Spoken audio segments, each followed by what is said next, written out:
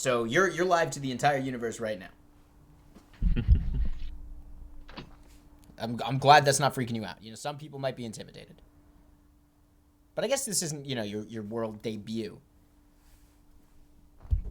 Oh, last week was. That's what I mean. Like you're one step ahead of the game here. I am not, by the way.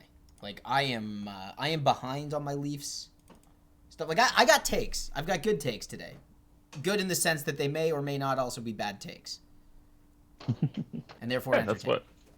Yeah, exactly. But I did not have my head so focused on the Maple Leafs, at least not Saturday, Sunday. You know why? Why? Because it was really nice outside. It was really nice outside. I went hours, literal hours, without looking at my phone. Like on more than one stretch. Damn, dude. That's awesome. It felt I good. wish I could do that. And like being out of your head, oh my god. It was like, how does that happen? I think it's just because the winter was extra crappy. We don't really... Yeah, we're feeling this return to spring extra hard, extra good, extra hood. That's what it feels like. I'm feeling real good. James, there's one last thing for you to do, and that's to tell the entire world you're about to be on the Leafs Fancast on your favorite social media outputting service. Yeah, I just retweeted your, no. Oh, hang on. Computer's ready. Ooh. All right, do the thing. Switch on over. All right. I'm just going to sit here and type away while I'm waiting. If you guys haven't figured it out yet, James Redelmeier, yes, of last week's episode fame, will be here in place of Paul the Caveman Cavarretta. What happened? Oh, buddy. Just you wait. Redelmeier! I like that. I know. Well, okay, Harry, this is part of it. Don't worry. We're going to make sure we touch on all of it. Just a reminder, if you are watching on the Dean Blundell Media Extravaganza Network of Fame, you can also come through on the Twitch channel, twitch.tv/BingPotTV. Hang out with me and usually Paul the Caveman Cavarretta. Your comments will make it into the show if you are watching on Twitch.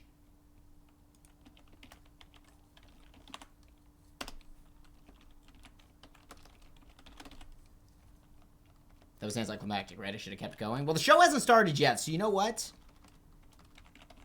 I don't know y'all nothing. This is me warming up. This one's for me. Oh, I'm so stoked to be doing this show today of all days. It's a big day. Oh, man, the world's about to go to crap in Leafsville. Sky is falling? Maybe.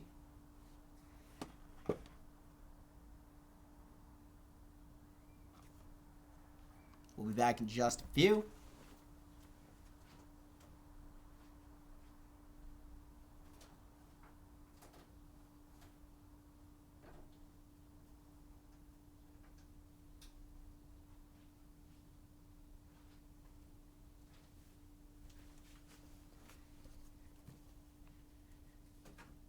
Oh, we almost have a JR back. He is in the process of connecting. He's going to come in way too warm here. James, are you with us? It says you are connected. Yes. Oh, amazing. That was I'm fantastic timing. Hey, James, what'd you do today?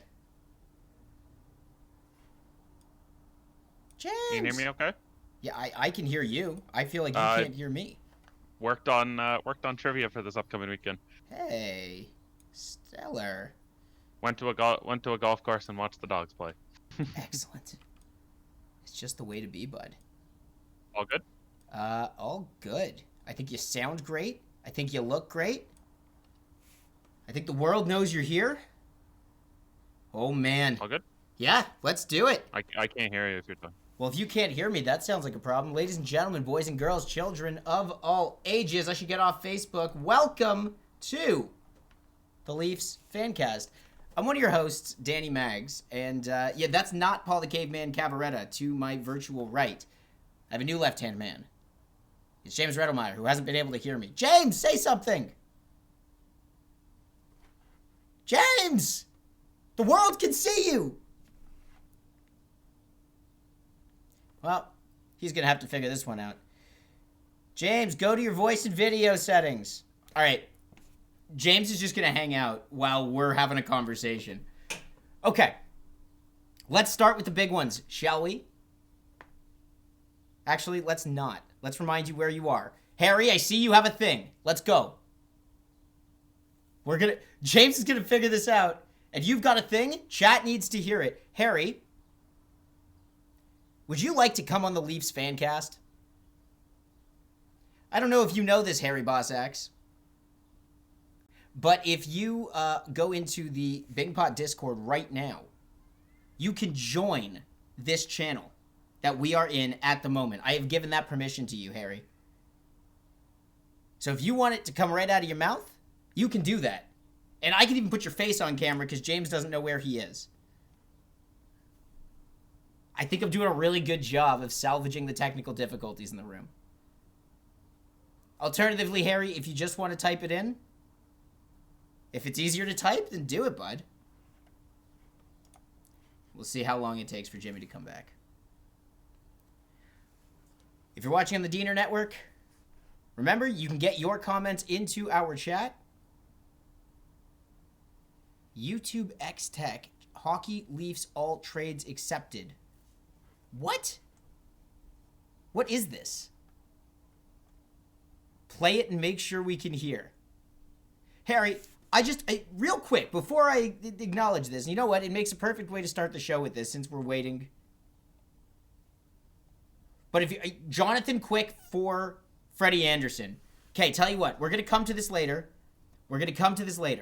Okay? Because you're right. There's a lot of merit to a Freddie for Jonathan Quick deal, and Myrtle from The Athletic was putting this out there this week. We have a lot of shout-outs to do in Hockey Leafland, but first of all, let's remind you all where we are and take the temperature and figure out where Paul, the Caveman Cavarretta, is. So we'll deal with that first because that's the most pressing, while James figures out how to get back in here. Paul the Caveman Cavarretta has taken a mental health day, and that is A-okay for him. Guy's had a lot going on. And look, I'm not about to Piers Morgan this and say that I don't believe him, because I'm sure things were stressful, and the man works a really tough job and long hours, and it sounds like stuff was hitting the fan. I think it's a combination of work stuff. But Harry so aptly reminded us at the very beginning of this show, in our chat, that, let's see if James is back. Can you hear me, James? Can you hear me, James? He's got to go into Discord and change his voice and video settings. I can hear you on You can hear me on Twitch. On stream, but not through Discord. All right, well, then there's a lag, so shh until you figure it out. With Paul. Harry, he does owe you a couple of gift subs. More importantly than that, Paul and I made a bet on last week's show where he said Tortorella was going to be the next head coach to be fired, and I said that was asinine. And as producer Nick so quickly reminded the universe on Twitter, which you can follow at the Leafs Fancast, Ralph Kruger, unfortunately, was let go. Throw that link in the chat and I'll give it a click, Harry. But I think Paul might just be trying to evade us because he knows he's in with me.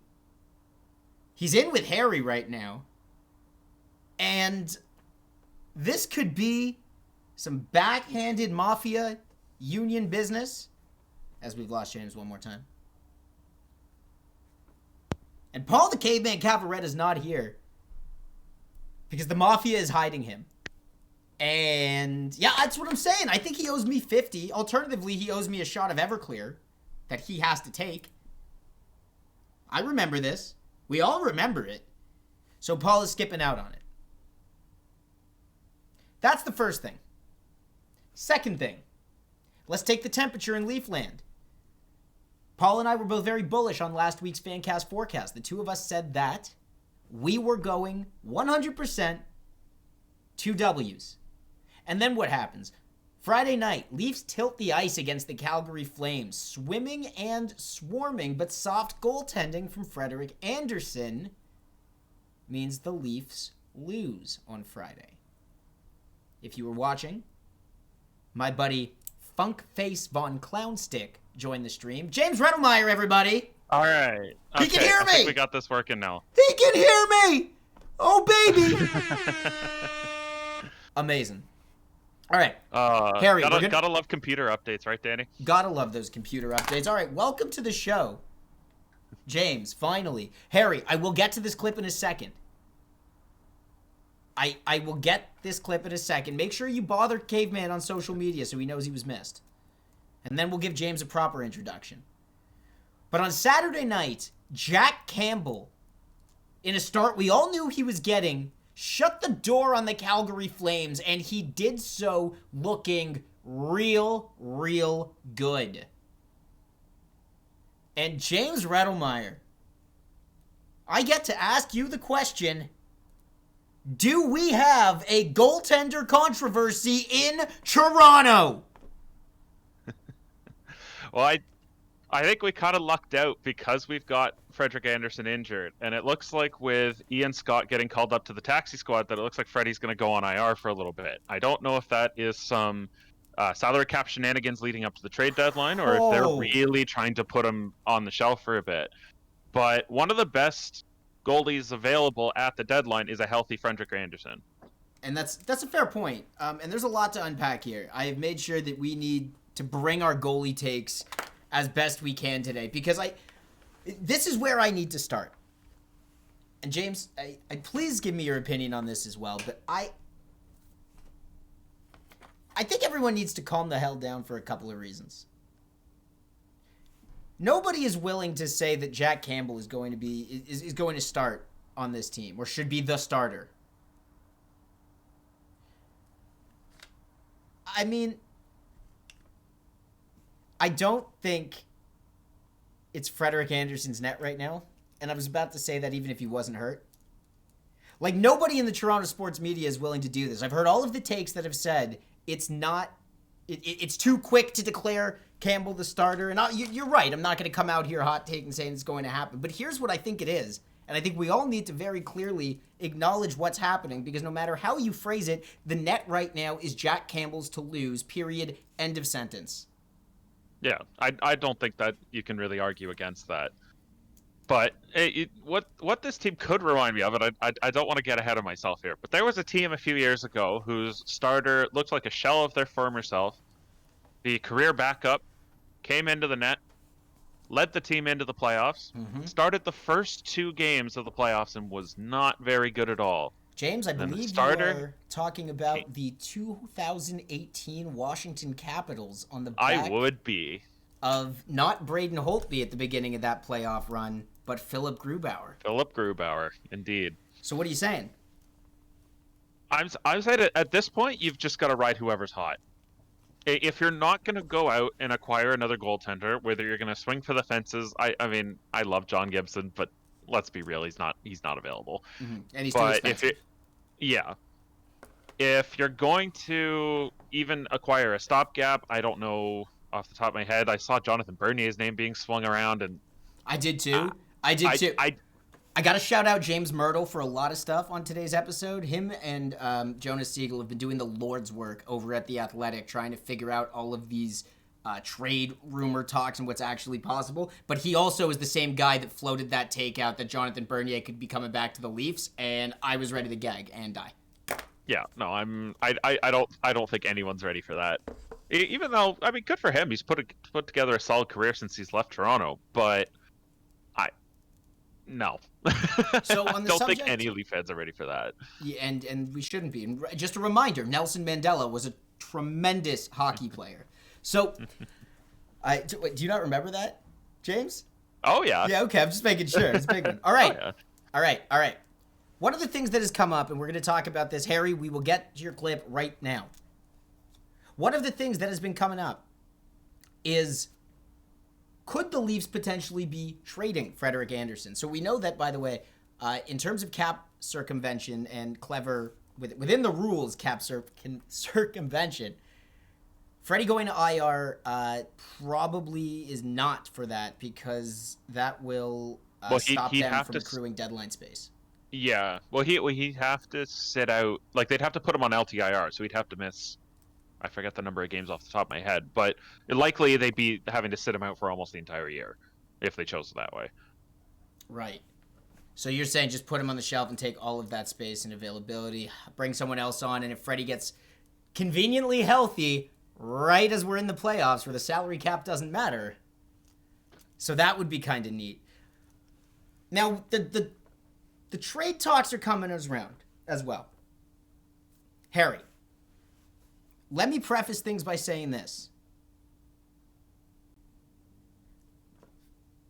There's no guarantee that the Leafs are wanting to trade Frederick Andersen, and there is certainly nothing saying that that's a good idea.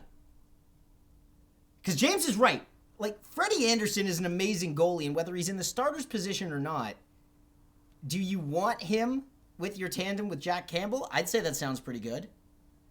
Yeah, I think the trade they're hoping to make at the deadline is injured Frederick Andersen for healthy Frederick Andersen. That could be it.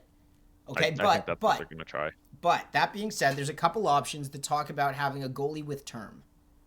And maybe that makes sense if you're trading for the future, because we know at the end of this year there is no way that Fred is coming back to play for the Toronto Maple Leafs. So on the subject of trades we could make.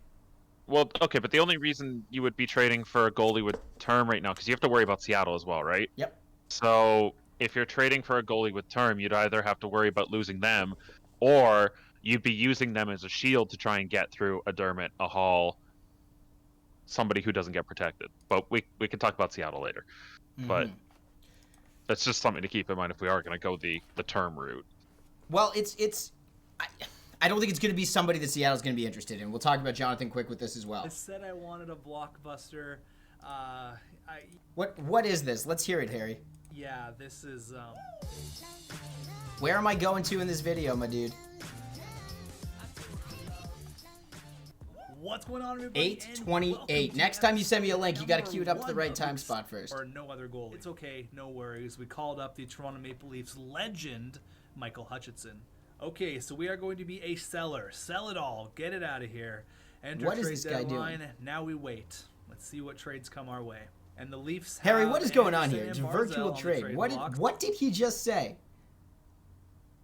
Oh, you know what? I think he said something about Michael Hutchinson, but I tuned it out because Michael Hutchinson is a terrible goalie and has no right to be here. And if that's really the only thing you wanted, come on, James. I don't mind Hutch as a third, rotting on the taxi squad the same way I don't mind. I'm gonna speak his name, Martin Marincin, sitting as the ninth guy on the taxi squad. Do you know why I don't mind them on the taxi squad? I don't mind them there. Because if Martin Marincin is getting into hockey games, then we're boned. Yeah, but... exactly. Harry. Clear play, you're right. That was clickbait. God damn you, yeah. Harry. All right. Appreciate you, Harry Bossax. It is A-okay. So, I mean, speaking of depth chart, should we talk about Travis Boyd for a second here? Rest in peace, Travis Boyd. You are now a member of the Vancouver Canucks, and congratulations to you for that. What other words do you have for Travis Boyd? I will miss him. I mean, my favorite line I saw today was Reese Jessup. He's that's _offside on Twitter. He used to work in the Panthers front office. He's one of the analytics guys that Dale Talon had a war with. Okay. Down in Florida, and he put it quite eloquently as a team that should be selling right now because Demko is basically carrying them into a false sense of they're actually able to go for it. As a team that should be selling, their two most valuable trade chips now are Jimmy VC and Travis Boyd. It's hilarious, isn't it? Like, what does that tell you about the Vancouver Canucks right now? And I know we got fan cast fanboys and girls out there that are Canucks fans, Klein brothers, I am looking at you. Cleary, we're going to have to talk about that in a second. That's going to be the big headline. The Oilers and Habs game is postponed because of COVID protocols officially. All right. Thank you, I saw Army on Kotkaniemi go on the list. I didn't realize it got postponed. Damn. So, but before we get to that, we'll just back up and finish this thought real quick. What does it say about the Vancouver Canucks that your team, which you thought was going to be a legitimate playoff team, is now picking up the scraps, literal scraps, from the Toronto Maple Leafs? And by the way, Travis Boyd's a hell of a hockey player who gave me such strong Trevor Moore vibes, and I'm going to miss him. But call him what it is. He's a scrap. Yeah, That's what Vancouver's come to. It was a guy that I would have been happy to have on the taxi squad that if, Simmons gets hurt again, I'm happy to plug him in. He did a great job filling in when we needed him. But does this say something about as good of a GM job that Kyle Dubas is doing, that he is now properly building two teams simultaneously? Yes! Oh, do you know how good that makes me feel? Because I hate the Canucks, James. You've heard all the stories. Like, I can't. I found myself cheering for them in the bubble last year because they were underdogs, but watching them tank and be awful and actually suck at tanking is great. 6 years ago, I said they were going to screw up a rebuild, and you know how you screw up a rebuild? You make the playoffs, and then you don't make the playoffs. Suck it, Vancouver. Sorry, man. I'm passionate. Let's talk about this big one. Cleary. The Trevor Moore. I need to hear Kaylee's take on Trevor Moore. Well, no, that was... All right, Kaylee, do you want to tell Danny what kind of jersey you've got? Trevor Moore? Trevor Moore? We'll put a pin in that for a second. Excellent. Send pics to the Discord. Okay, so talking about Montreal, because yes, Cleary, of course it's Montreal. Of course it's Montreal. Like, guys, we were doing so well. Not a single issue in the Scotia North TM when it came to this COVID business. This is stressing me out because I get it. Everybody's getting vaccinated. The weather is so nice that we feel this is all over. Full disclosure, I was on a patio yesterday for lunch in Scarborough. I went to the Old Stone Cottage and I sat down on a patio and I had a beer and it was incredible. It was the best day. But chill out and don't go running around swapping spit with, like, I know it's been a while for some of you, but Kotkaniemi got on the list. How old is Kotkaniemi? Dude's like 20 years old. 20, 21, yeah. Okay? I'm going to take a guess. It's just a guess. Like, dude probably went out and partied a little bit because he thought the warm weather meant that COVID was over. All right? There's probably a lot of people that have been waiting to party with hockey players over the last couple of months. Does it sound so crazy, James? No. Keep wearing your masks, people. We're that close. And so now, of course, we're going to have an issue with Montreal and now Edmonton. And I just really, really hope it stays in Montreal.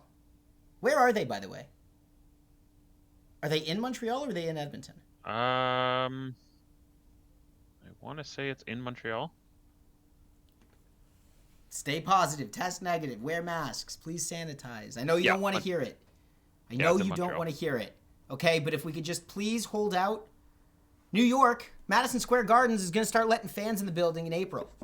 There will be playoff hockey with fans in the building in certain parts of the country. And if we want our country to join the United States in that endeavor, just don't screw this up yet. Just wait for the all clear. Did you see with MSG, though, that they're forcing you to show you have to have been vaccinated at least 2 weeks prior to your entrance into the building? Makes sense to me. Yeah. I mean, that's going to be hard when you've got some arenas are government funded rather than private, for sure. But any arena that's private, or privately owned, I have a feeling we're going to start going that route real quick. Well, you don't think you could do it in public spaces? Well, I don't know. I feel like it's going to be a little bit harder for the government to, yeah. Yeah, So, completely agree. Yeah, I feel like the government's going to have a harder case. Like a private business is private business. They like no shoes, no shirt, no service. You can same deal with vaccines, but I feel like governments have got a little bit more or a little bit less ground to stand on. I should say for that. Well, I think if it's in the interest of public health, like if I know the bank isn't a public building, but if public health says we only recommend people gathering publicly if they're vaccinated, then you can just say, hey, we're following the interest of public health. And if you're just following the interest of public health, who's really going to give you an issue?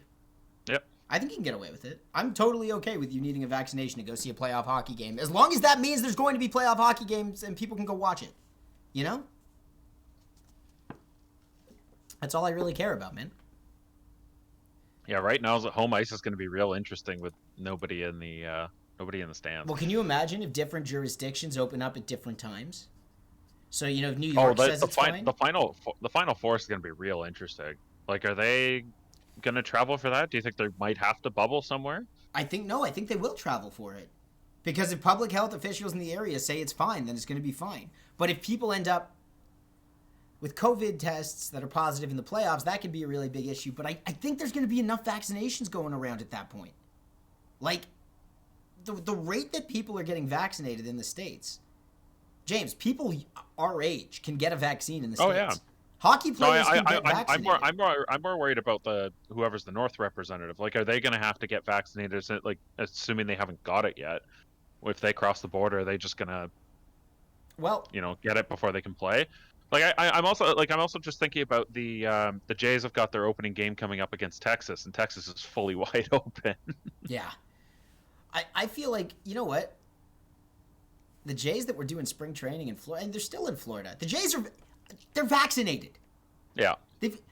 You don't make it a big deal in public knowledge, because if you're a team that represents Canada, why would you make that statement when most of us aren't vaccinated? And then it's the whole, oh, how come they got vaccinated instead of us, Like when you heard about certain groups getting vaccinated and other groups rising saying, well, we should go first.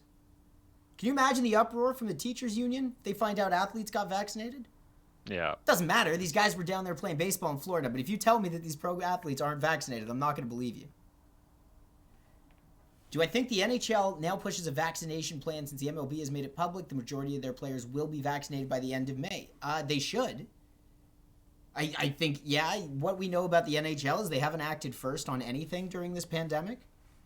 I'm not criticizing them for that, by the way. Or just about ever, but... Right, but that's fine. There's no reason for the NHL to do anything first. They are a much smaller fish, and they would like to see how the other things do first, right? Like, if a bigger organization can pull it off, you can pull it off. Sometimes. So, that's not a blanket statement. I can't do that.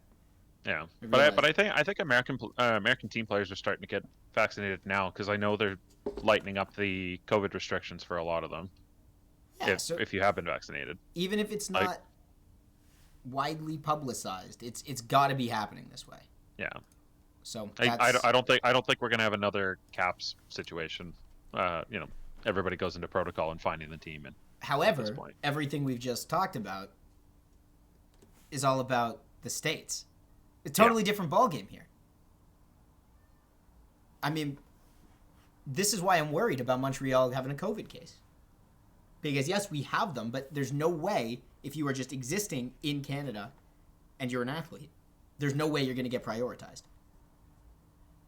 At least not publicly. So, if news breaks, though, would you even be disappointed? Would it really bother you? Would it bother any of you watching in the chat?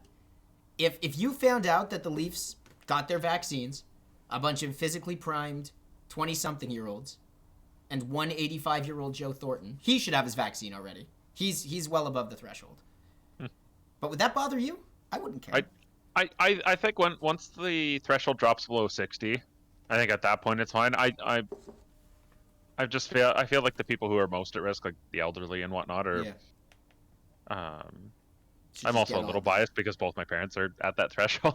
Yeah. So obviously a little bias on my part. My parents just booked their vaccine appointment. My parents are getting needled, I think, at the end of March. I can't wait. I was thinking about this, man. Like, I'm on that patio yesterday. Once again, shout out the Old Stone Cottage in Scarborough. We love you. They're a friend of the Fancast. We were on that patio, and I was just thinking, like, the second I get... Wait, what about Trevor Moore? Harry Bossax does not forget. Sitting on that patio, like, the second I get a shot in the arm, okay, maybe 2 days later, just in case, like, I'm a little sluggish the next day, like, then I'm going out and licking everything. Like, I seriously, once I have it, I feel goddamn invincible. The whole reason, and it's not even about me. The whole reason I've been staying indoors, like, I'm not scared of catching the virus, and I was never scared of catching the virus. But you're scared you give the virus to somebody and you don't know. But if I find out that most of the vulnerable population is vaccinated, then we're fine. I mean, I'm not encouraging you to go out and break that until you get follow public health rules. James, you got to shut me up when I start doing stuff like that. That's why we missed the caveman today, because he knows. And Cleary knows a lot. Okay, look, we know this already on this show. I'm not a doctor. Just reading a quick update on the Montreal thing from Eric Engels here. No other names outside of Armia and I can never pronounce his name. Kotkaniemi have been listed in COVID protocol for Montreal. Their last opponent, Vancouver, have 2 more hours to report their results, but being as their list is currently saying nobody, they might be clear. Okay. And can you confirm anywhere, James? Is this because of a positive test for Kotkaniemi, or? Outstanding. Also, what's going on there? James, do me one more favor. Tilt your camera down just a little bit. Oh, yeah. Yeah. Nice. Had that set up for the backup iPad in case this didn't work. That's Yeah, no, I don't think it's any official positive things right now. It just says they've entered COVID protocol. So for all we know, it's contact tracing and whatnot. Okay. So I'm going to hold off, but, like, I don't know if you could tell a second ago. That got me pretty heated. Like, I'm a little rattled. I want to do some other digging because trade talk's the big things to talk about, but I want to let's finally bring this back to the Leafs. Let's bring this back home. Yeah, fingers crossed the tests were inconclusive, right? So let's bring this back home to the Leafs. The goalie thing is what everybody's talking about, but there was one particularly interesting stat that I found that I'm a little surprised at. And I want to know if this is something or not. The stats say that in his shutout on Saturday, and Jangity Bang, we appreciate your follow, we were seeing numbers that said Jack Campbell had 16 shots blocked in front of him.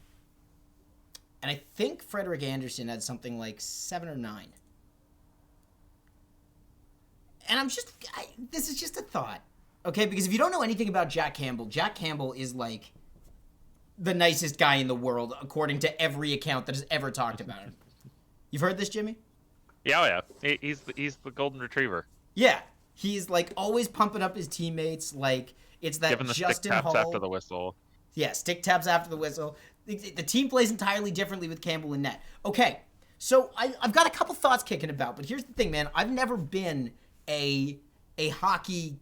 I've never been on the ice, and I don't know how goalies think, and nobody knows how goalies think because goaltending is voodoo, everything being what it is. So here's my question. Does Jack Campbell want the team to play differently in front of him than Freddie does, or is that completely relative to the systems? From what you know about this, keeping in mind we're not experts on this show. Yeah. But is that a piece of it? Is Freddie the kind of goalie who says, give me the clear lane? Is Campbell the kind of guy who says, I'll block everything and I'll be fine?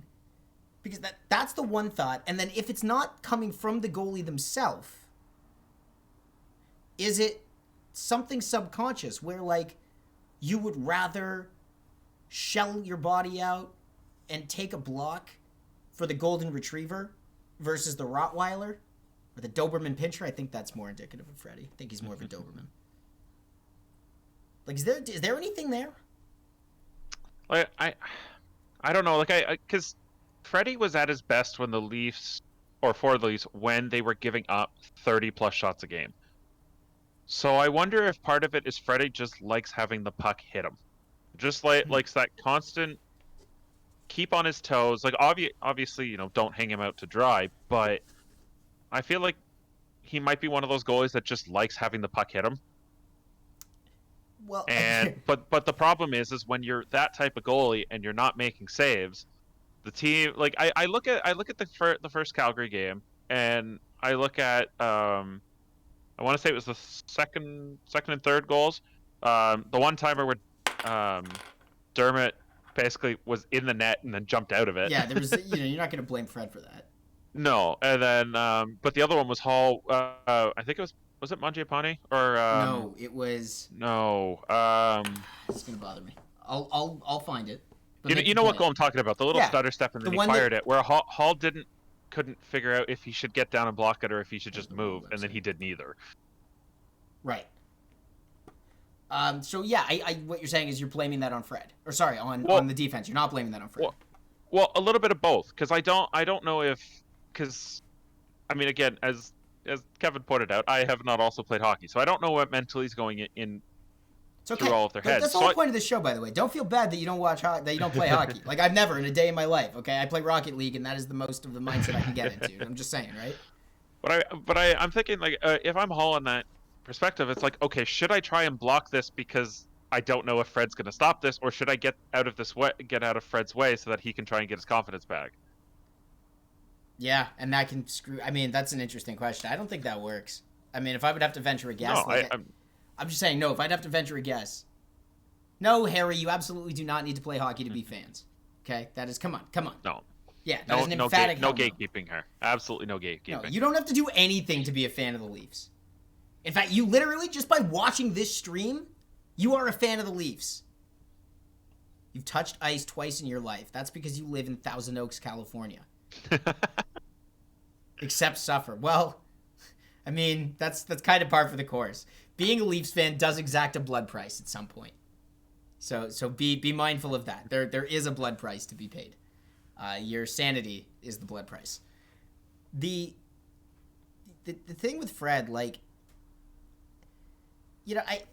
my dad, and this is by the way where we're going, where I'm gonna bring in my dad as an expert take. My dad always watches. My dad's been watching game for 50 years.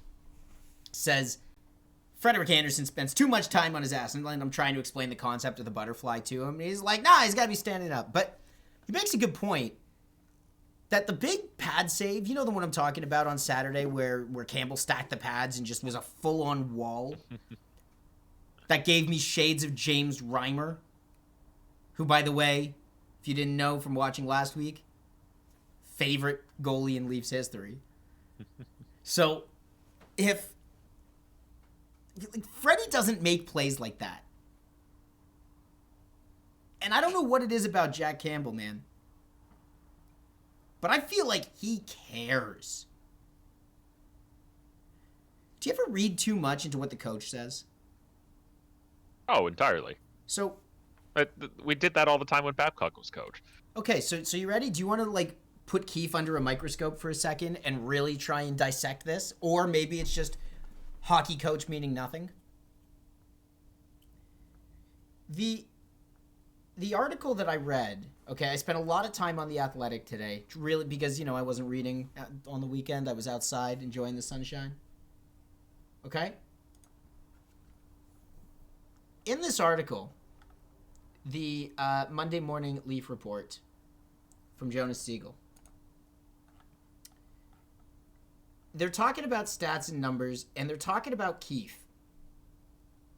He was solid on the easy shots that hit him from distance, and then the competitiveness really showed on the ones where we had breakdowns and had to find a way to make a save. So competitiveness, that's the word he's used to describe that. Have you ever heard Keefe or even Babcock reference Frederick Andersen's competitiveness? I don't think so, but I also think that's just because Freddie's such a stoic figure Right. all the time.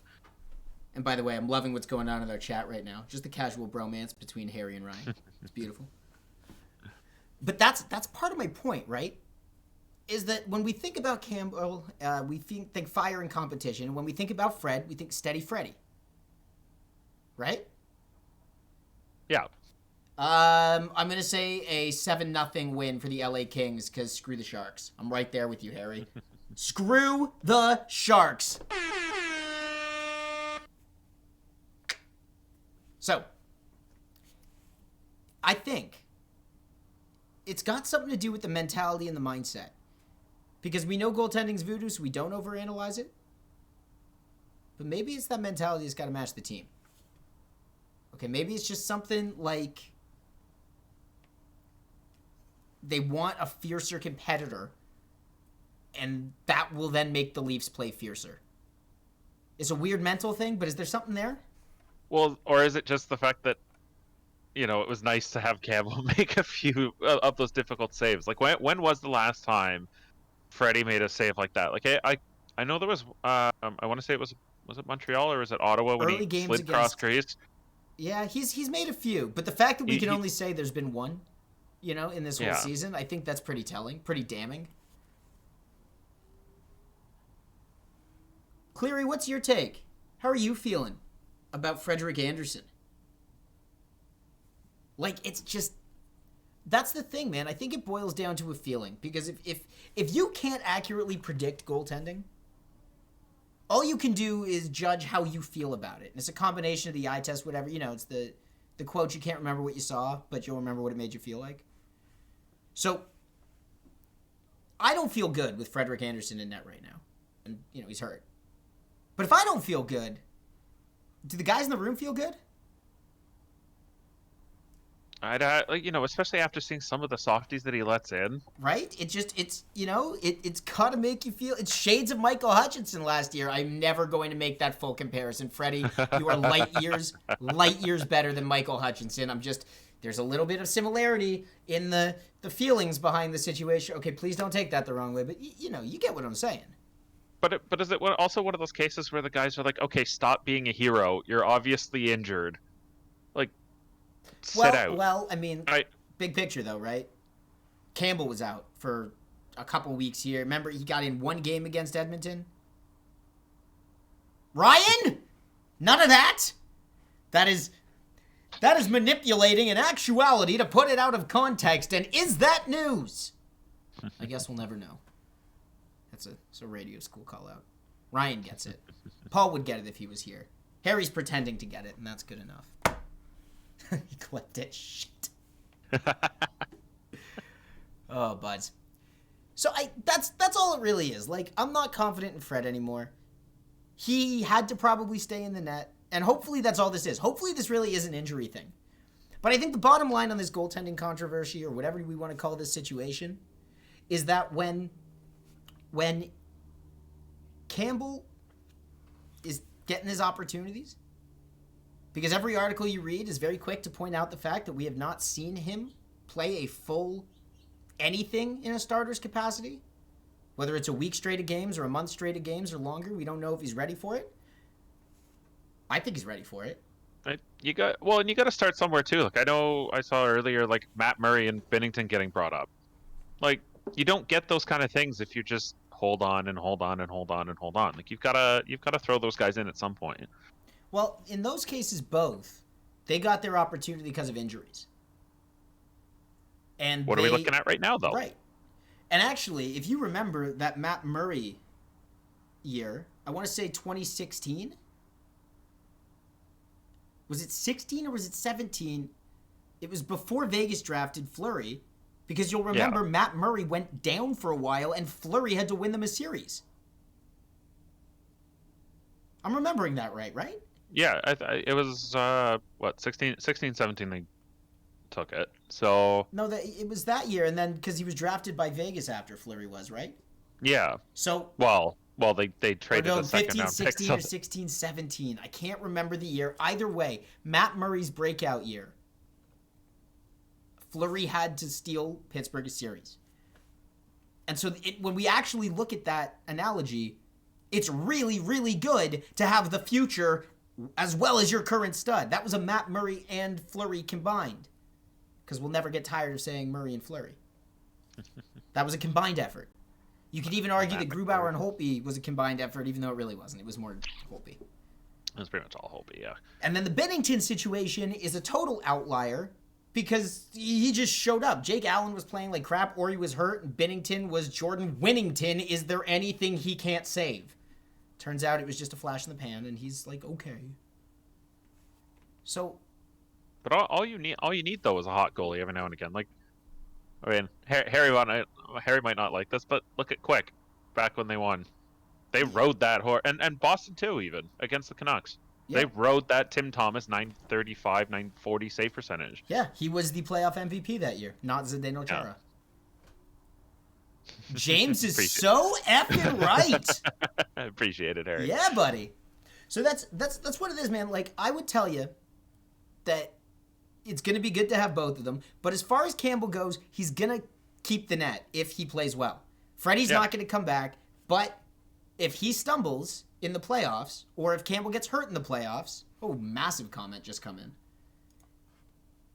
then Freddie will get his chance, and if Freddie stays hot, he'll ride it. You just ride the hot goalie. But Campbell's the future of the team, so we'll all know it. And if I'm not mistaken, the Leafs have a bunch of back-to-backs coming up. Cleary, if you can get a deal with Fred, you'll take it? No, man. I think you might be saying you wouldn't take it. Freddie's not coming back for the Leafs. End of sentence, and it might suck to hear. He has played fantastically.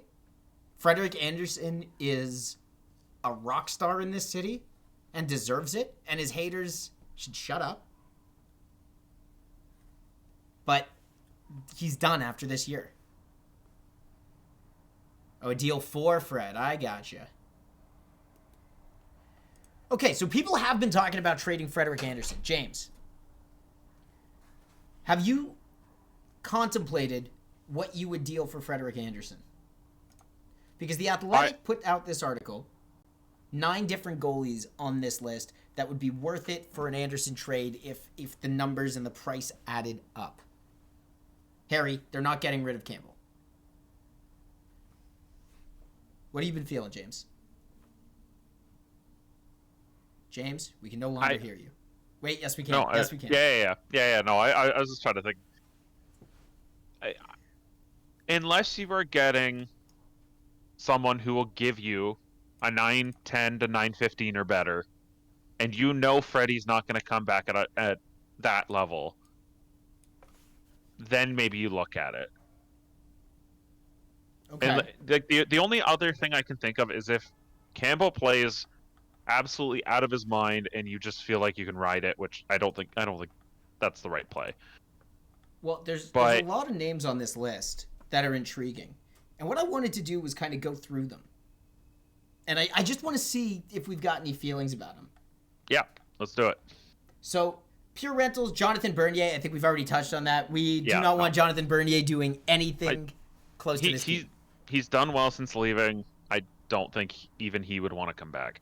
Okay, Devon Dubnick, out of San Jose. It's been a while since he was in the Vezina conversation, but he was in the Vezina conversation for a time. He's 34 years old. He is not a playoff starter, apparently. Yeah, I don't love Dubnick. But if you could do some salary retention thing, and this is the important thing that I suppose we should have led with. If anybody is wondering why the Leafs would want to deal Frederick Andersen, there is something to be said about all that cap space you get back. Because remember, he's on a $5 million deal, and if you can trade for a same value goalie and get somebody else to retain salary and end up just shedding $4.5 million, then you're free to bring in Taylor Hall for the wing in place of Alex Galchenyuk, who we will talk about in a moment, because I don't have a strong opinion on Galchenyuk, but I think that's an important fact or an important stance. So James. I'm not high on Dubnick at all. I mean, there's something to be said, and I can't remember, but is Linus Allmark on this list as well? Linus Allmark, I don't actually think is on this list. Because a lot of people put stock into he's playing mediocrely on a bad team, right? I think Dubnick?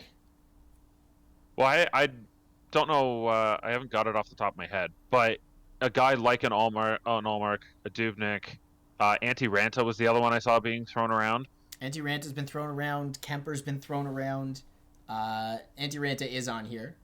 Yeah, so I mean, it's always the question of, okay, they have a 9-10 on the Coyotes, or they have a 9-10 on Buffalo. What are they going to do behind the Leafs? And the question is, you don't know, because goaltending is voodoo. The man's paying attention.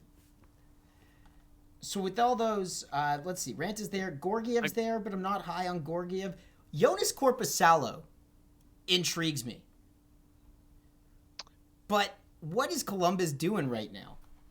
I believe they are just on the outside of the playoff bubble. They're waiting to run Tortorella's contract out because they don't want to fire him.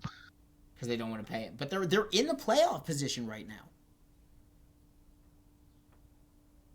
Also, I don't love... They are tied with Chicago for the edge of the playoff picture in that Discover Central TM. So, okay, looking at Korpisalo, though. So, he came in rookie season 15-16, had a .920 save percentage in 31 games. He has topped... He's got 2 seasons under 900 and 1 season at 905, 1 at 911, and he's at 900 right now. How much of that is him, or do you think it's one of those things that he is still getting jobs because of that 920 and people think he can play like that again? Here's all I really know about Korpisalo. Full transparency. Fan take right here. Jonas Korpisalo played real goddamn good against the Leafs in the bubble. High-intensity games, high-intensity playoff stakes games. So I know he can play under pressure with a solid team in front of him. It at least gives me something to think about. Especially if it's just... hypothetically, why am I even talking about this? Because it's Columbus. Which means maybe, even though I haven't seen his name linked to anything that has to do with the Leafs, Nick Foligno would be a hell of an addition. And if you can somehow trade Fred, because you'll have to for salary, to get a Nick Foligno and a Jonas Korpisalo for this year's playoff run, that doesn't sound good to you? I don't love it. Why not? I'm also a little bit lower on Foligno than others. Also, weren't they linked? Were they linked to Nick Foligno? I thought it was Marquez, or the one out in Minnesota. But I could very much be wrong. No. It was Columbus's Foligno. They were linked to Granlund, who used to play for Minnesota. Yeah, out in Nashville. See, yeah. I'd rather grab somebody like that. I mean, okay, ideal trade for me would be to grab Granlund and Ekholm in the same deal. But for me, Granlund fits the roster. He fits that second line roster spot. I know I'm jumping ahead to your No. This is good. Point. This is good. Because this is the segue, by the way. Because we would want someone ideally to be replacing Galchenyuk or to complement drop Galchenyuk to the fourth line. By the way, if third overall pick Alex Galchenyuk is on your fourth line, are you really in a bad spot? I'm okay with all of that. Well, and especially after losing VC and Boyd, you can take a depth role just fine. Yeah. But okay, so go on. You're saying you want Granlund and Ekholm. Yeah, if you can nab those two in a deal, I don't entirely know what that looks like. Because Ekholm, apparently the asking price is the Muzzin deal, which was a first round pick. So that was a first, Grundstrom and Dursey. So and Trevor, Trevor Moore. Was Trevor Moore in that? Okay, well, yeah, but that okay. Was that a different deal? No, Moore was in the Clifford and Campbell deal. Got you. That's right. Your memory's on. Yeah, it's hard to keep track of all the California trades we make because it seems like that's all we deal with. But and that's another reason why we might get Jonathan Quick to the Leafs, because everybody is thinking Jonathan Quick to the Leafs. Well, we'll get down to that. That's the last one of this article. But go ahead, James. Sorry, I keep stepping all over you. I'm not used to you not shutting me up because Paul would be getting really aggressive. But imagine you can run a top six. You've got any one of Thornton, Simmons, Hyman, whoever. Throw them up with Matthews and Marner. Right. You've got a Granlund, Tavares, Nylander second line, and then you're throwing in D pairings. Like, who do you even sit at that point? Well, probably Dermott. But you've got probably Riley Brody. Yeah. Because you like having that defensive presence. He can, Brody's stopping enough 2-on-1s from when Riley pinches. Mm-hmm. Muzzin, even if you really wanted to, because Ekholm has played the right side in Nashville, you could throw Muzzin Ekholm with a minute and a half left in a game. But the real issue with that, yes, you could, and I think that's awesome for a playoff run. Ekholm has term. 1 more year, yeah. So if we talk about the, sorry, hold on. This is what happened. God, ADHD's a bitch. Cleary, if you go !Discord, you can get whisked away to Bing Pod HQ. So Ekholm's got term, and that's really complicating things for the expansion draft, and that's why I don't think you can get Ekholm. So, okay. Because this might be a little bit off topic, but what if you... Okay, so everyone seems to be convinced that the Leafs are going to go 7-3. I'm not convinced. If you get Ekholm... Hold on. I'm not convinced. I've been saying this entire time on this show that the Leafs are going to protect 8 skaters because they're going to need to protect Hall, Muzzin, Brody, and Riley. And are you telling me though that if you brought in Matthias Ekholm, you wouldn't be okay with losing Justin Hall? You'd be okay with losing Justin Hall because you'd be either losing Hall or Dermott, and at that point it's fine because you have the other one. Yeah. So yeah, okay, I can kind of see that happening, but and then, I mean, or what else? They like Kerfoot would be the only forward that I could see them looking at. I personally want to see Kerfoot gone by the deadline. Like he had a great goal on Friday, I think. Was his snipe? Yeah, on the St. Patrick's jersey. So yeah, he had a snipe on Friday. But man, I would be only okay with that deal, I guess, if we had. I just don't want to lose Justin Hall. The Hammer Time clip. Come on, that is like the greatest thing I've seen. But it's one of those things. Remember, I was talking last week with you and Caveman about like can we as Leaf fans ever talk about this team objectively? Right. And we can't because we always bring in. Okay, fine. So objectively, we get rid of Justin Hall. Or Dermott. Yeah. Well, actually, okay. If you're Hall, man, he's a righty. But I mean, that's fair. He plays the right side, and he's I don't know. He's looked a lot more reliable. Like I think if you have Ekholm, you're guaranteeing that Hall's gone. Now Hall's cheap, so maybe you even expose Ekholm just to say take him. I guess the other consideration to make here is if you're Vegas, and by Vegas I mean Seattle, do you really want to be taking a player on an expiring deal? Or do you want somebody with a little bit more term who's left open? You're going to have a ton of options. Yeah, well, that's the big thing, is I think most of the GMs, I mean, I feel like there would be a couple out there, but most GMs have learned from the Vegas debacle, Florida. I don't think so. There's, like, as much as I think you're right, we talked about this last week, a couple weeks ago. We still made this point that the Vegas situation only happened because of how strapped teams actually were. Like, if you look at it, McPhee he took advantage of teams that were in situations where, like, he could take advantage of a team overvaluing the wrong guy, right? Yeah. If the team was really high on the guy and they're like, all right, fine, but give us Marchessault and Smith. Like, that, to me... See, I don't think we're going to get another version of that. I think we're going to get a lot of the Columbus ones where it's here, we'll give you a first-round pick to get Clarkson off our hands. And then the sweetener, because I know Columbus wanted to protect Korpisalo at that point, so that's why they threw Carlson in there. Right. So I think we're going to get a lot of similar ones like that. I don't think we're going to get another, here's Riley Smith so that you can take Jonathan Marchessault. Okay, but how well did that, we'll throw in William Karlsson work out for Vegas? So, Seattle's going to be a wrecking ball right out of the gate, and it's going to be amazing to watch the Canuck fans just get smacked by the Kraken, and I'm going to sit here with popcorn and be like, this is the greatest thing ever. I just don't think it's fair that if Seattle struggles a little bit out of the gate, everyone's going to compare them to Vegas. Well, let's make a promise right now that we won't do that. We're better than that. We are better than that.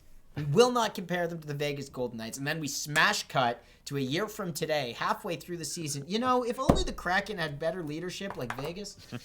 Or Seattle did what Vegas couldn't, and they won the cup in their first year. That would be, even more hilarious. That'd be really funny. So like that year, I was saying, okay, Leafs are going to get out of the first round against Boston. Spoiler alert, they didn't, and make it all the way to the Cup final. But can you imagine if they played Vegas in the Cup final that year? Like, can you imagine the pressure on you if you're the Toronto Maple Leafs, where you're like, if we win, no one will take it seriously because we beat an expansion team, and if we lose, we just lost the chance to win our first Cups in '67 to an expansion team. Yeah. Well, it's the same thing this year. If the Leafs win the Cup, everyone's going to say, well, it's a COVID season, it doesn't count. There's no asterisk. And then but if the Leafs lose, then everyone's going to say, well, it's a 67, like. There's no asterisk on this year. I think we all know that. Like, it doesn't matter. Mm-hmm. If the Leafs can win the Cup, let's try that again. If the Raptors can win the Larry O.B. and beat the dreaded Golden State Warriors, we're all pretty quick to forget that those Golden State Warriors were decimated by injury. But that doesn't mean it has an asterisk. It still means we beat the Golden State Warriors in the NBA final. That is how history remembers that. Nobody is saying that there's an asterisk on that. Nobody is saying there's an asterisk. There's nobody north of the border say that there's an asterisk. Scoreboard. But scoreboard. I was gonna say all you have to do is hold up your ring and. Yeah, I feel you. So it's gonna be interesting to see what happens on the trade front. But I want to run you by this Campbell trade for the Leafs. Okay, and by Campbell, I mean Jonathan Quick. Even though he's been on decline, so 2 years left on his deal at a $5.8 million cap hit. And this is where it gets cool, because something else, I told you we'd spend a lot of time on today's show shouting out James Myrtle and Jonas Siegel of The Athletic. Jonathan Quick, $5.8 million cap hit left. Okay, if you send Fred, by the way, then it doesn't matter. It's an eye for an eye. It's a difference of 0.8. That'll still hurt for the next couple of years. So remembering that Kings probably flip them. Remembering in the salary cap structure, when it comes to trades, teams can retain 50% of a player's salary in a trade, up to 50%. That's the max. So 5.8. Let's say LA does retain it all because it's only 2 years and they're rebuilding. They don't have a lot of money that they need to spend. Okay, we'll take that cap hit of $2.9 million. Now, Chicago. If you haven't been following this, Chicago has voiced a willingness to soak up salary cap money, real dollars, and cap hits to facilitate something in a trade. So if the Leafs wanted to throw a pick to Chicago and say, hey, we're going to send Jonathan Quick through Chicago to get to us, not only is it possible for LA to retain half the salary, but then a team like Chicago could also retain half of the salary that's left. In this case, 5.8 divided by 2, 2.9. Chicago can take half of that, 2.9. It's 1.45. Yeah, that was something I thought about if this is back when I thought Philip Forsberg wasn't such a pipe dream. Yeah. 6, trade him to Chicago or New Jersey or something like that. 3, and then you get Forsberg for 1.5. But I don't know. I'm looking. So I've got both Campbell and Quick stats up here right now. Okay. So if we're looking at Campbell when he was with the Kings, so he had a 900. So this is Campbell, sorry. 900 in 20 games before he was dealt to the Leafs, and then year before that he had a 928 in 31, behind a team that was, well, Harry can attest to, probably not very good. Right. If I'm looking at the same thing, especially that 18-19 season, Quick's at an 888 behind the same roster. For how long? Where do you want to look at this? So 18-19, so the same year that Campbell put up a 928 in 31 games with the Kings, in the same season, Quick's putting up an 888. This is 18-19. 18-19, and then 19-20, Quick was a little better with a 904 in 42 games, but Campbell... I guess Campbell's at a 900. Okay, but 17-18, Jonathan Quick still posted a 921. And like, to me, I'm looking at this and I'm saying, okay, hold on, this kind of... Yeah, he had a bunch of Vezina notes that year, too. So the team really started to decline, and Harry, you can help us out with this. But the team really started to decline in what? In... 18-19, I would have said. Yeah. So it kind of adds up. And also, was Quick hurt that year, which is why he only played 46 games? He played 46, and then Campbell played 31. So you've got 77 accounted for. I guess Peterson probably played the other few. Right, but the question is, was he battling injuries and things that year? So I'm thinking about it because I'm wondering, we don't know what Jonathan Quick looks like lately with a good team in front of him. And I know you were saying that and all we can do is guess and, hope the goaltending is voodoo, but depending on what we would get back from... I just don't want to. I don't want to risk. He said he's got 2 more years after this one. Yeah, but if you get that cap hit, if you get that cap hit down to 1.45, you're telling me that a backup goalie for a $1.45 million who just happens to be a 2-time Stanley Cup winner, I'm sorry, man, that is a perfectly fine plan for the next 2 years as your backup goaltender. Tell me it's not. I don't love it. Is he better than Michael Hutchinson? Is he better? Because what does he need to be? What are you comparing him to? All you can really look at right now is the season in front of you, and I take an injured Frederick Andersen over Jonathan Quick right now. To be your backup? Yeah. I take Freddie as he is right now over Quick. An injured Freddie versus a healthy John. You know what? We're putting this to a vote. Give me a quick second. Because I'm going to run this on the poll. No, this is too good, man. I'm saying I take 2021 Frederick Andersen over current Jonathan Quick right now. Is it going to let me do this? I can't do it in my chat. That's a pain in the ass. I have to actually do this. Oh, but I can't do it on Restream either. I may not actually be able to do this right. Wait, Ryan can do it. Ryan, if you are here in modding or one of our mods, can you run a poll on who would you rather take? For this season. For this season, a healthy Jonathan Quick or an injured Frederick Andersen. Current Freddie Andersen. As your backup goalie. I don't know if we're getting any help from the mods on there. You know what I can do, though? Do you know what I can do? Give me goalies. James, I think we can give you some big power here. Oh, this is bold. This is very bold. Unless it's... Wait, is that why? Hold on. I might have just done something...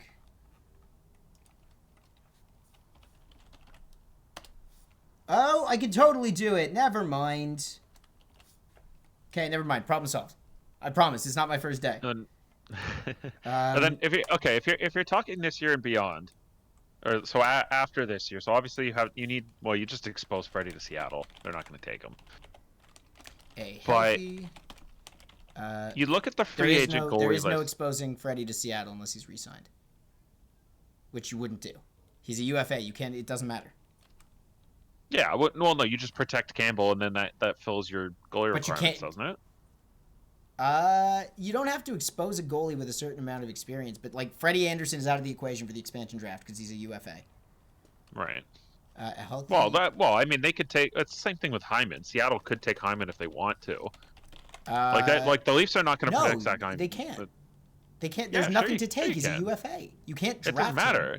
It's like taking his UFA rights. There is no UFA rights. He doesn't have UFA rights. Yeah, it's like you get that negotiation period. You know when you get like a guy they trade like a fifth. That's what I'm saying. You can expose Freddie because you know he's not going to go. Right. But okay, take a look at the free agent goalie list coming out right now. So at the end of next season, so you're assuming you're running Campbell, so you got to find either a 1A 1B guy or you find another. I'm running this poll for 5 minutes, by the way. Okay. Oh, or did somebody else run it and just didn't go through? What is going on? Why does it say we have a poll active already? This is UFAs, right? Oh, it's right there. Somebody did do it. Well, I'm making my vote. So my vote's in. Shout out. Thank you, Ryan, if that came through. So cast your vote on that. Very curious to see what that looks like.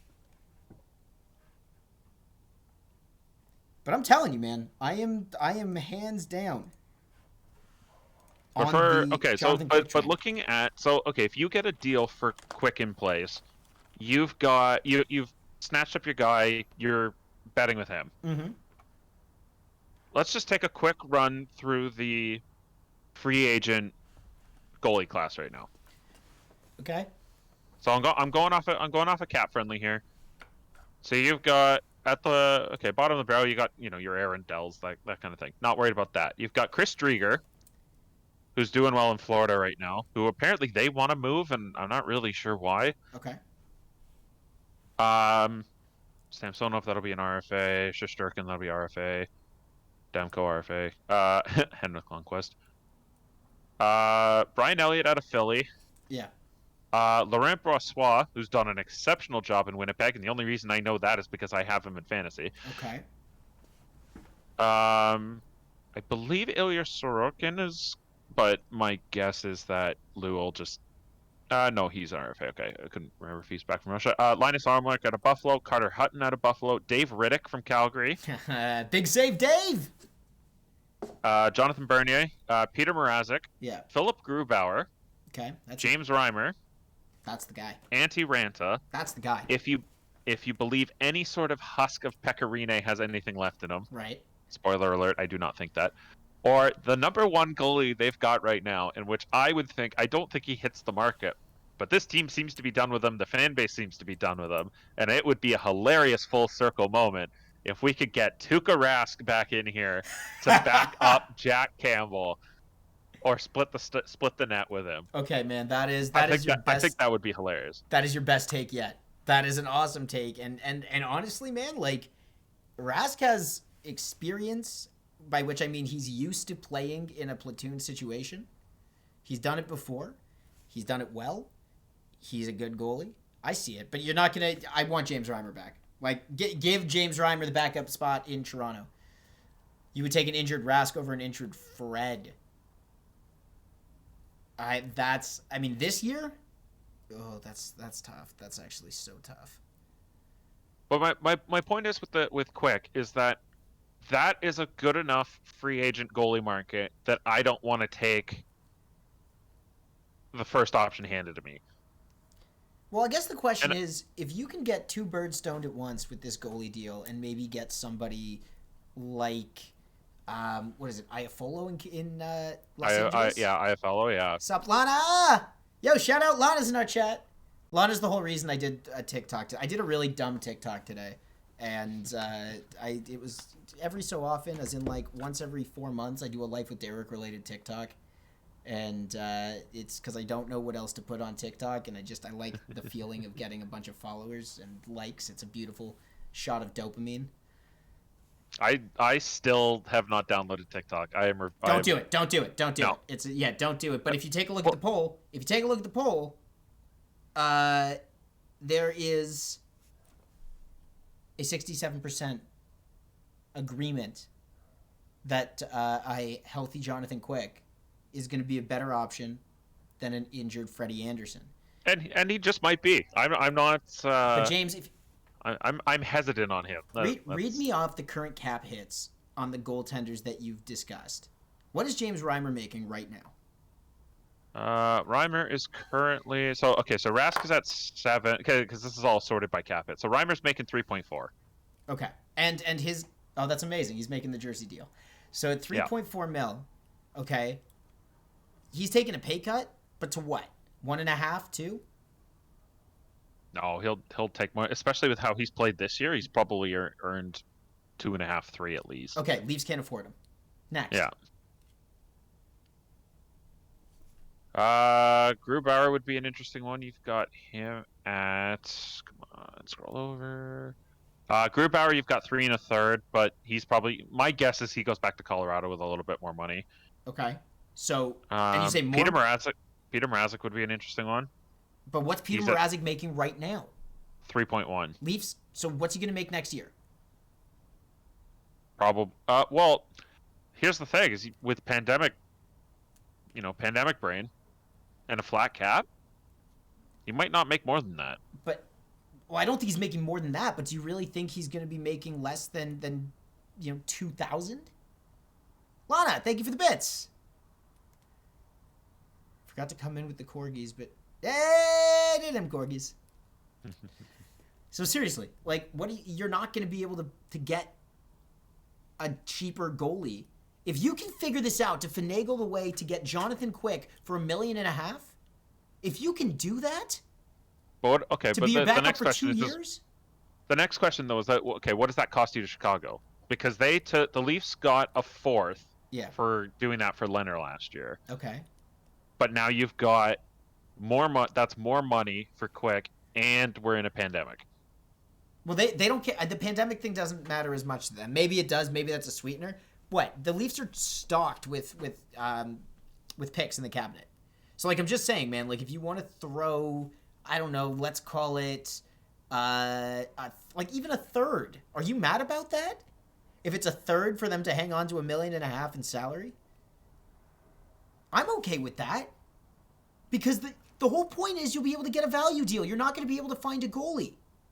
Leafs have just to go to your picks point. We have no third this year. We have no seventh this year, and we're conditionally without a sixth this year. Are you sure? Yeah, I'm looking at cap friendly right now. What about next year? What do we got? Next year we just have all our picks. So the third round pick was to finish off the Campbell and Clifford deal. Okay. The sixth rounder is conditional to Ottawa. Oh, okay, no, we're keeping our sixth. This Max Veronu guy's not playing 10 games with the Leafs. Okay. And then seventh round pick would be from. Oh, we traded our 2021 seventh rounder so we could get a 2020 seventh rounder from Boston. So But these are. Is there a way to see on Cap Friendly who other? We have other picks. Oh No. Oh, hello, Paul the Caveman Cavarretta, rolling and strolling into the fan cast. I believe Harry Bossax has a couple words for you, Caveman. If you'd like, by the way, Paul. If you want, you can hop into on the Discord. You can just come into the Fancast chat that we're in. Yeah, It's up to you, Paul. I'm not going to tell you to. I know you're having a day. And the fans, by the way, have just been cheering your name. They have missed you and were sending all the love and positivity they could. James, we haven't even gotten to the Little Caesars thing yet. No, I've been looking forward to that one. I know. Oh, look at Lana throwing some pep in the chat. Lana, I can't remember where you live, but I hope you know, Lana, that you are now a Toronto Maple Leafs fan. Lana's here in the fan cast at the moment. She is not a hockey person, but she is now. And we are making her a Leaf fan. Excellent. And now Paul's gone, by the way. Paul has disappeared. He's like, oh crap, I forgot about those gift subs. I'm out of here. Yep, disappearing act. And actually, that wasn't even Paul. That was just somebody using Paul's account from the Mafia so that we started quelling our suspicions right away. It almost worked. He almost had us. That's what it's like. That is life on the Fancast. All right, so what's the take here? So the Leafs have we have no more traded 4 picks anymore. Are you sure? 22, we have no 22 and 23. We have all our own picks and nothing else. But to go along with Paul's point, so with this draft coming up, right? Usually, we're what? April, May, June. We're 3 months out. At this point, we know 1 to 3 people who are fighting for the first overall pick, if not clear cut. Yeah. Can you tell me who's going to go number 1 this year? No, I don't think I can. I think he's French. So, I literally could not tell you. I think I know maybe one name in this draft right now. NHL prospect. That might be exaggerating a little bit, but point is, I think a lot of teams, and maybe this is how it ends up going, but I think teams probably value the 22 firsts more than the 21 picks. Well, we have it. So... I know, but it's just interesting that a first round pick this year might not have the same value it did in previous years because everybody has to watch video. Honestly, that's a really interesting point. And we should remember that these picks, anything out of the top half, regardless of your draft, right? Oh yeah, is just a magic bullet that you're hoping works. So flip point is the first round picks might not have as much value, but the later ones might, because it's just lottery balls. Yeah. So Like at this point. yeah. So what you're saying is the Leafs, early incentive. Let's say, I mean, I'd be really hesitant to do this year, but because it's a lottery ball, would you take that maybe second round pick and say if that's what it takes for salary? But really, what that is if that's what you have to send to Chicago, that's a second round pick to ensure that your backup goaltending is locked down for 2 years. And when you put it that way, that's a deal I would take. But okay, But- assuming you're getting a deal of IFLO and Quick together. Yeah. Because I'm not just trading for Quick here. So what does that deal look like if you're already sending a second round pick to Chicago? So you probably put Kerfoot in that deal, and Fred. It's Kerfoot and Fred are in that So deal. yeah, so Fred has to go for sure. But if I'm LA, do I want Kerfoot? And Harry, please weigh in here. I want to Yeah, hear this Ryan straight as from- well. Our resident Kings fans. If Oh yeah. I mean, Kerfoot has value. I don't think Kerfoot has value on the Leafs. Kerfoot would have a lot of value to a rebuilding team because he's cheap and he can play in your top 6 if you really want to. You're not going to win a Stanley Cup with Kerfoot in your top 6, but you can do it. So I would say that there is value in that for the LA Kings. And that's if you schlep Freddie the same way too. And you can do that, by the way. And maybe, I'm trying to think because you're not sending a prospect in that deal. I mean, maybe you send a first rounder. Maybe you send your 2022 first rounder to get that done. So you're paying a first round pick, a second round pick, Freddie and Kerfoot for those two? Yeah, but getting rid of Kerfoot is a positive. That's a net positive because you have that money off the books. And hypothetically, just check that out. Okay? So you gave up a first and a second in 2 different drafts in my hypothetical here. And then the second part, and this is where it's real important, that second part means you've now dumped enough salary that you can still go out and hunt for the big fish for your top 6. So that means for the next, realistically then, for the next 2 years, we don't have a first round pick again. You have On your top first of round which- pick this year. You No, have your 'cause first round pick this year. No, but I'm assuming if you're going after that big fish for your top 6, that's that first. No. is gone. That's where you're giving up Nick Robertson, or Oh, you're not a giving up. chance. Not a chance. What do you mean? No, they're not giving. If you're getting Kerfoot out of the lineup, Robertson's going to plug right in there. No. Would you rather have Nick Robertson or Taylor Hall? Nick Robertson. Actually, you know what? That's a very fair statement. But if you're going on a Yeah. cup run this year, if it's about winning the cup this year, who do you want on your team, Taylor Hall or Nick Robertson? Yeah, come on, It's no. close. It's close. Hart It's Trophy closer winner. than anything. No. Sorry. Hart Trophy winner. Do you remember in the bubble when Nick Robertson started all 5 games for the Toronto Maple Leafs? No, you don't remember that because that didn't happen because Nick Robertson wasn't ready for playoff hockey. This year, you spend the chip in Nick Robertson to get Taylor Hall. Taylor Hall, who this might be the only time he sees playoff hockey in the next 5 years because his luck is that bad. With Buffalo retaining a little bit of salary on it, and you get him in for that minor cap hit, and now you have Galchenyuk and maybe even Iafolo hanging out on your 4th line? Sorry, man, that team is beast. Whatever you've got to give up to make that happen, let's make that happen. With Jack Campbell being backed up by Jonathan Quick in some weird reversal of fortune. Oh, and Wayne Simmons ready to fight the world, end quote.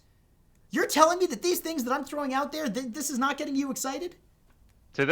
Well, for me, this is where you circle around to I'd rather get a Granlund or something like that fits a little bit more. Because look at the Leafs lineup. How does Hall fit in? So if you slide him in next to Matthews and Marner, No. you've got 2 guys who want to score first. I would. If you slide him in with Tavares and Nylander, you've still got more guys who want to score than one. No. That puck. What I hear when you've got Taylor Hall. Okay, Ryan, Taylor Hall plays in Buffalo. Do you know how much it sucks to play for the Buffalo Sabres during a non-pandemic season? Have you seen Moneyball? When you can physically see how crappy the Oakland A's locker room is? That's got to be the scene in Buffalo, except everyone's wearing masks and they hate their lives. I'm sorry, man. Buffalo's a dumpster fire. So, I just hear me out here, okay? Get Taylor Hall out of that. For putting Taylor Hall out of Buffalo into the equivalent of the Ritz-Carlton in Toronto, where all his friends are, the kid is going to be so happy. You put him on a line with Tavares and Willie, And Tavares doesn't have to shoot the puck once. He just, like, decides, where do I want it to go? To my left or my right? And then it's like pinball flippers on the one-timers. Which one do you want? It's like pinball, but you can choose which flipper and put it exactly on the tape of the flipper. I am semi-erect right now. This is a big deal thinking about it. Sorry. That was a lot. I crossed some lines there. That was... It's the Leafs Fancast on Twitch.tv and the Dean Blundell Podcast Network. Make sure you hit that follow button. And James, you can take my microphone now, please. I'll start off with clear. I agree with you. Money ball for the win. But I don't know. It's almost like the devil of the angel of my shoulder right now, because that whole scenario costs the sun and the moon. However, if you win the cup, who gives a damn? Right? Do we care that DeMar DeRozan was traded? It sucked. It sucked for all of us. If Kawhi got injured halfway through the year, we'd probably remember that very differently. But if you learn anything from Masai Ujiri, and Heather, thank you for the follow. If you learn anything from Masai Ujiri, it's that sometimes you gotta go big and do something that might look dumb to get the big return. Like, if you're Taylor Hall and you've been having the worst year of your professional career in probably every aspect, and someone says you get to go play for the Leafs, you get to play next to John Tavares and Willie Nylander and potentially go on a deep cup run, then forget Iafolo in that Kings deal, by the way. Forget Iafolo, and it's probably even cheaper to just send Fred back with a couple late picks, and you're taking Jonathan Quick off the book. I'm just saying, guys, like, there's some cool stuff that can happen here.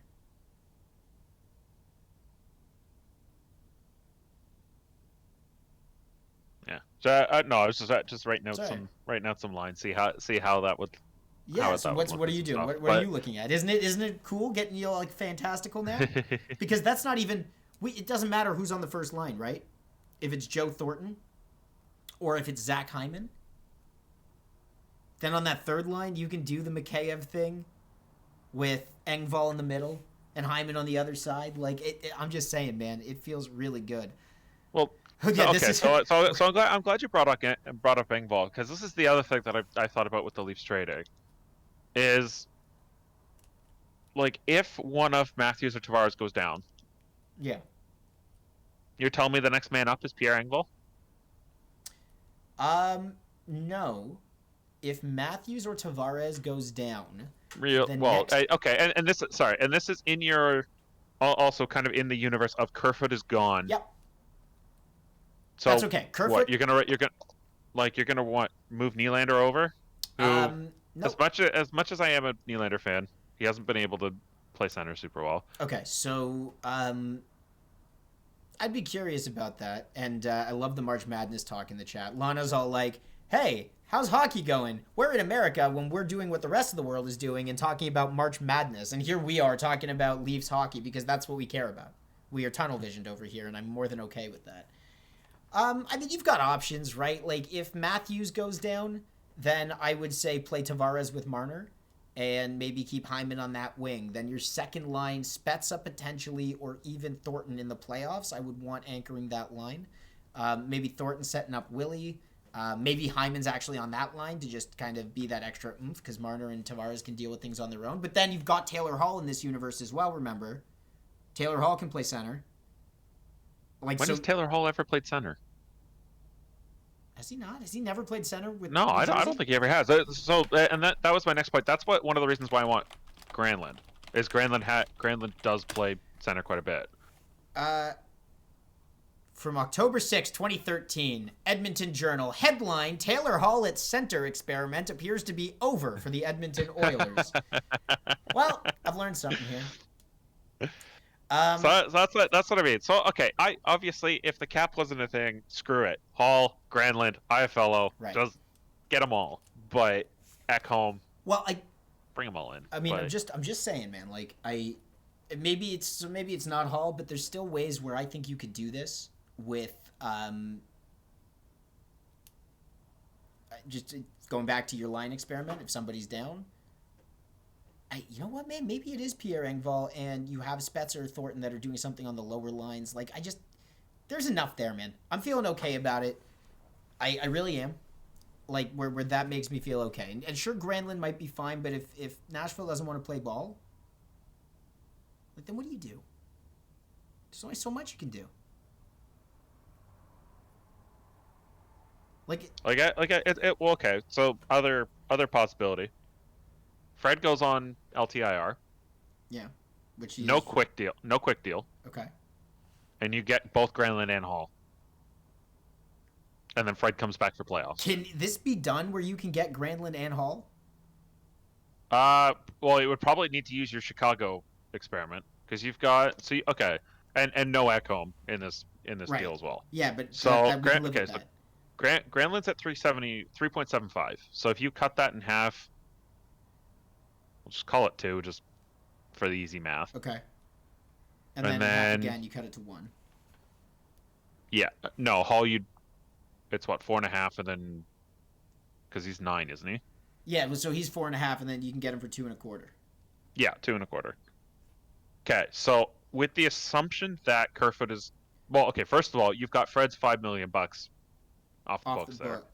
Yeah, I guess and then you can bring him back right at the start of the playoffs, and his cap hit is irrelevant, and maybe that's what they're going to do, which is kind of neat. And currently, Leafs have got $500,000. So technically, you could do that just by putting Fred on LTIR. Okay. That's pretty. Or good. and under the assumption that maybe you give Kerfoot to one of these teams to flip, if you really need to, or funnily enough, even Galchenyuk. Yeah, I mean, well, okay, that's the thing, right? Like, I'd rather Galchenyuk replace Kerfoot. You know what I mean? Like, I don't know.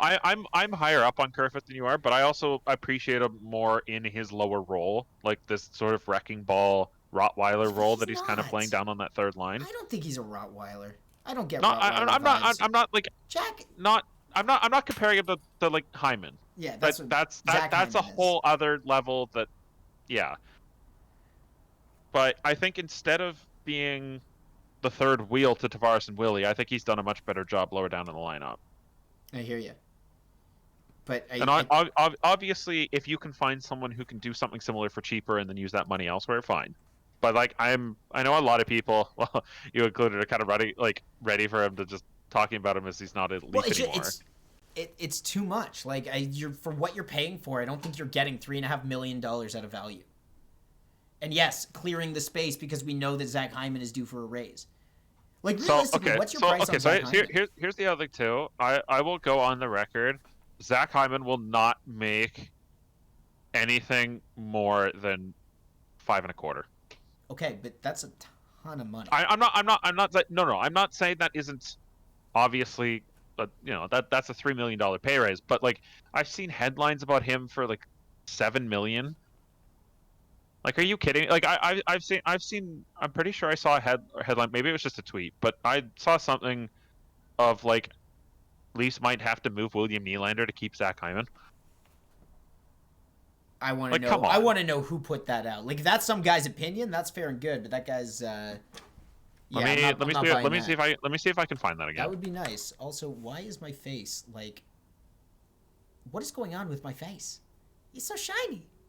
What? What is this? That almost worked for a second. Speaking of Nylander and Hyman, though, that thing in his press conference today where he reenacted getting left hanging by Hyman. Did you see that? Missed. No. So well, because apparently, I mean, I didn't catch it because I was too busy watching the awesome high five between him and Simmons, Hyman and Simmons. Yeah. Apparently, Nylander was kind of standing there with his hand up, and so in his press conference this is like today, the Tom Brady high five snub. Yeah. This is cool. Let's see if I can find this. Oh, it's taken forever in a day to load, so probably not. But I like that. Yeah. Show me the snub. Oh, just that's amazing. Oh my god, that's fantastic. I can't show this to you because I don't own the rights. I would love to, but it's William Nylander on the bench being like, "Yo, give me some love," and then just no, Hyman just like, Does none. no, we're not doing that. He's living his own life. And I can't believe we haven't gushed about Zach Hyman today, just because of how well he played over the weekend. But it's par for the course. It's normal. I'm not worried about it. It feels good. But while we're on the topic of the lighter side of hockey, should we get into the Little Caesars? Yeah, okay, so this is a big deal. Guys, listen up. Fancast fanboys and Fancast fangirls, we need you. But I don't really know how or why. All I know is that we have the opportunity to do something very cool to my living room. James. Yes, sir. No, this is where I'm like deferring to you to explain this Little Caesars Oh. thing. That's okay. So, James, by the way, did not go to radio school. I did not. Unlike myself and Paul the Caveman Cavarretta. So we're still ironing out the kinks here. He was our first call fill-in guest. Okay, so Little Caesars is looking to buy the naming rights to your hockey watching facilities, whether that be a living room, a man or a woman cave, any sort of place that you watch your hockey games. So they've got this great little contract. They specifically put in the fine print, I was reading, that this is not a legally binding contract, which I thought was a good little poke at themselves. Excellent. But basically, you fill out a form, and it's basically they send you Little Caesars branded merchandise for you to hang up in your living room. Yeah, Danny's got the contract up here now. Okay. So you basically fill out the form, and you're theoretically supposed to then call your living room or other hockey watching area by the Little Caesars hockey room. This is amazing. Which would be really hilarious for you in your apartment. Well, I'm also gonna like put their branding all over the Fancast. Should we do this? Like, because we can do this. We can put the Little Caesars thing in place. You know what? Hold on. Little Caesars logo. Which one do we like? Do we like this one? Yeah. Okay.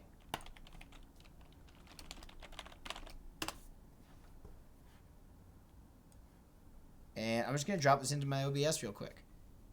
Give me a quick second, Jimmy. Let me mess around with this. We're doing the Lord's work here.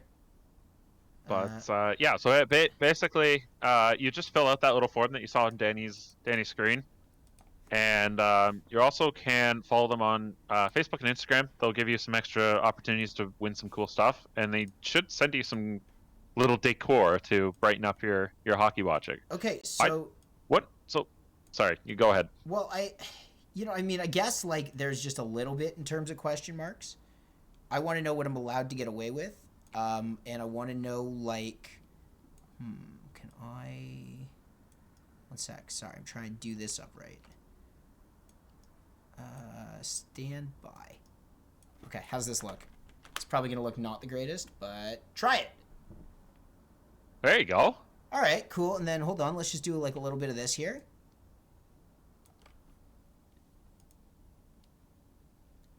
Yeah, okay. This is now the Little Caesars Presents Leafs Fancast. Oh, they're good, man. They didn't have to pay me for any of this. They are good. But I'll do this for them. And I'm already wearing my Team North America hat with a little orange. There you go. All right. So now it's the Little Caesars Presents the Leafs Fancast. Caveman's going to come back. He's going to be like, what the hell did you do? Like the whole screen next week is going to be bright orange. Has me on for one episode, and this is what happens. Wait, so okay, hold on. I want to go back to this contract. From this point, you're officially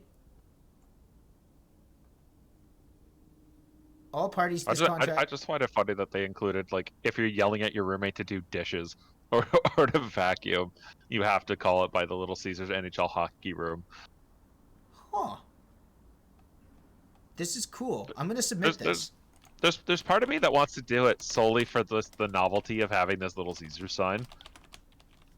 I guess I can't, like, put all this info here because stuff's coming up on my screen. I don't love that.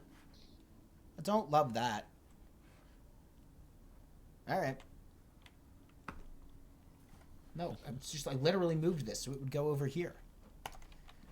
Oh, what the hell's my address I know these too. days? They're also running some stuff on their Instagram at the moment where you can negotiate how many Little Caesars pizzas would it take for you to hang up like Little Caesars merch in your living room. So they're trying to offer me free pizza instead of money. Basically. Well, I think we're still going to do this anyway. I think this just makes way more sense. Well, it's also extra stuff on top of what you would be signing up for through that sheet. Danny for the Maggs, record. pizza night hockey. And we can have watch parties and stuff in Ontario. And this is my postal code, which none of you guys get to know. I do not want to receive commercial electronic offers from them. Please do not share also my for, info for with the the NHL. for the record, must be said.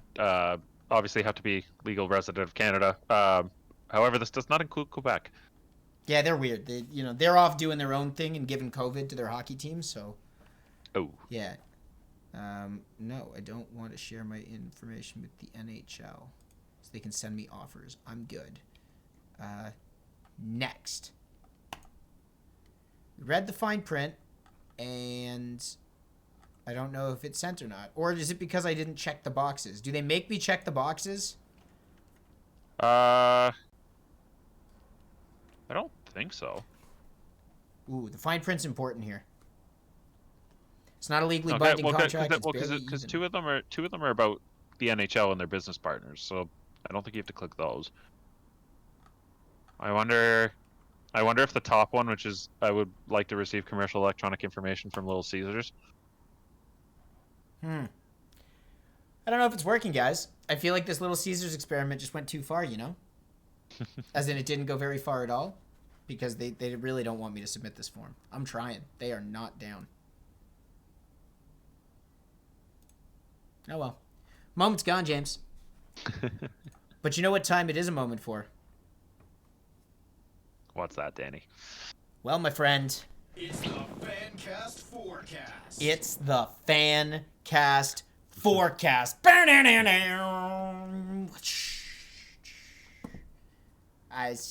don't know. It's where the caveman would look at me and be like, really, Danny? What are you doing? I've been in the driver's seat for this show for way too long. And I feel like, ooh, the Little Caesars Fancast Forecast? It's got a good ring to it. We might just leave this Little Caesars thing on the Fancast for a while. All right. In the Fancast Forecast, we're going to preview the next couple of games that the Leafs have coming up. I'm going to make my predictions. I have Paul the Caveman Cavarretta's predictions here as well. And James, we'll let you chip yours in. I don't know if they'll make the official Graham, but you can certainly come back here and gloat next week if you get a bunch of these things right.